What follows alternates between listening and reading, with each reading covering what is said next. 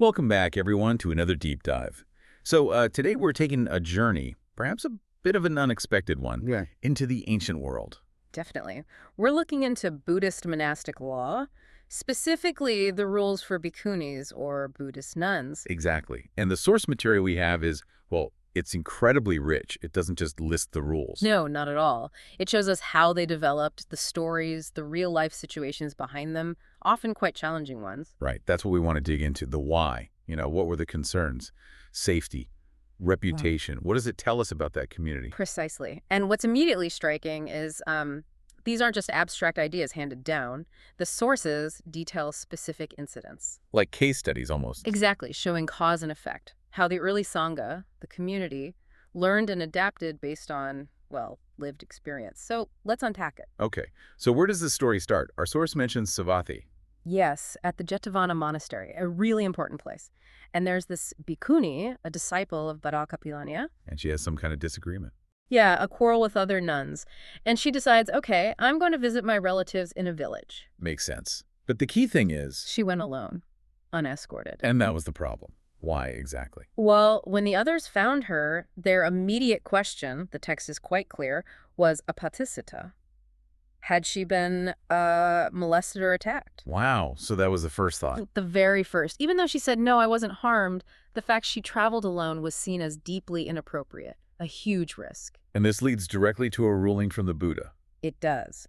The first ruling on this specific issue, if a bhikkhuni travels alone to another village, she commits a Saṃghādisesa offense. And Saṃghādisesa, remind us, that's serious. Oh, very serious. It requires a formal meeting of the Sangha, a whole process of rehabilitation. So this first case, it really sets the theme, vulnerability when alone. Okay, so that's the starting point. Yeah. But you mentioned it wasn't static. The rule changed. Right, it evolved. It had to.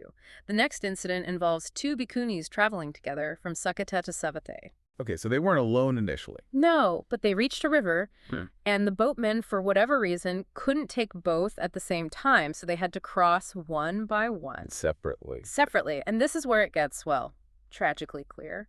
Both of them were molested during their solo crossing. Both of them? Oh, that's awful. It is, and this specific, terrible event led the Buddha to expand the rule immediately.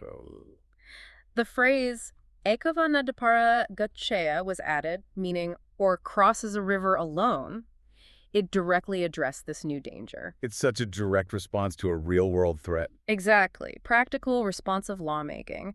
But it didn't stop there either. There's more. Okay. Another incident. This time, a group of bhikkhunīs are staying overnight in a village in Kosala. So, again, initially a group. Safety in numbers. Right. But one of them is described as beautiful and charming. And a man in the village notices her. Oh, dear. Yeah. And he subtly, arranges her sleeping mat separate from the others. His intentions were clearly not good. So what did she do? Well, this is quite impressive. She recognized the danger. She saw what was happening. She discreetly slipped away, left her bed, found refuge with another family in the village, crucially, without telling her companions who were asleep. Wow. Quick thinking. But risky, too, leaving without telling them. Very.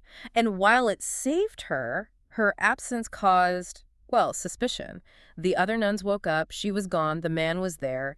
They assumed the worst. They thought she'd gone off with him, potentially damaging the Sangha's reputation. Exactly. That was the fear. So, again, the Buddha addresses this specific scenario. Leading to another expansion of the rule. Yes. Adding, Ekavarati Vipavasaya, or stays alone overnight.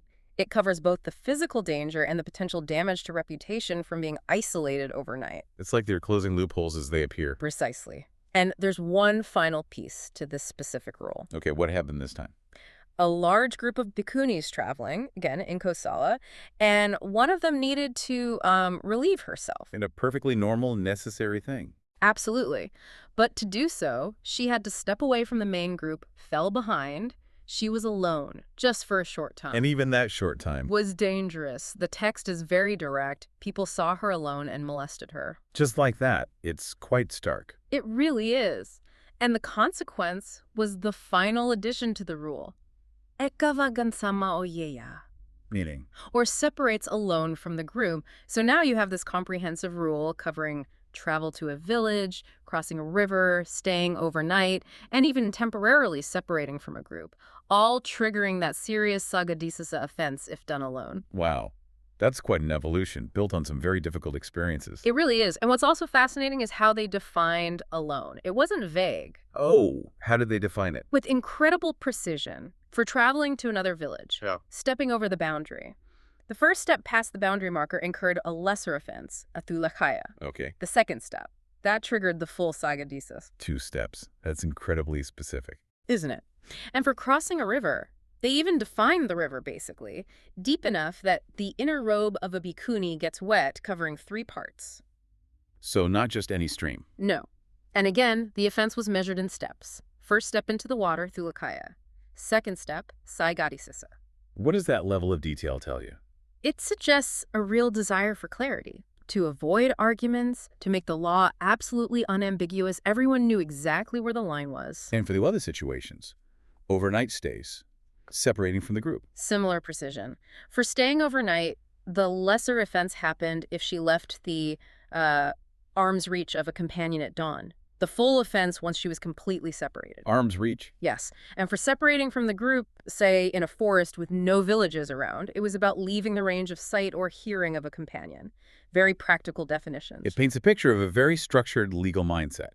But you mentioned exceptions. It wasn't totally rigid. Correct. And this is important. The text lists specific situations where it's not an offense. Like what? Well, if your companion bhikkhuni just wanders off or leaves, or sadly, if she dies, or even if she disrobes or changes affiliation, that's not your fault. Okay, that makes sense. What else? Emergencies are considered. Also, if the bhikkhuni is considered insane, and interestingly, there's an exception for the first offender, the very first person to break a rule before it was formally laid down. Ah, so there's some understanding, some compassion built in. What does that flexibility signal? I think it shows the spirit behind the rule. It wasn't just about punishment, it was about protection. The exceptions show they understood that life happens, that circumstances matter. It balances the strictness with practicality. So pulling this all together, this deep dive really shows the monastic code, at least this part of it, wasn't theoretical. Not at all. It was forged in the fire of real life, you know, real incidents, real dangers faced by these women. It highlights this deep, very pragmatic concern for their safety, their protection, and also the reputation of the whole community. Yeah, you really see a community learning, adapting, trying to put effective safeguards in place based on what was actually happening. Absolutely. It's a powerful reminder that even ancient laws were often responses to very human, very relatable problems and dangers. They were dealing with the world as it was. So maybe something for you, our listener, to think about is this. How do these ancient conversations, these rules born from specific events about safety, community, individual versus group needs, how do they echo today? Yeah, perhaps in different contexts, obviously, but the underlying tensions might feel familiar. How do we create rules? How do we respond when things go wrong? And what does this very specific incident-driven way of making rules tell us about how any community tries to balance safety and freedom and adapt when faced with new challenges? It certainly makes you think about how our own norms and rules often have these buried histories, these responses to specific events, shaping how we live together, that constant balance. Indeed.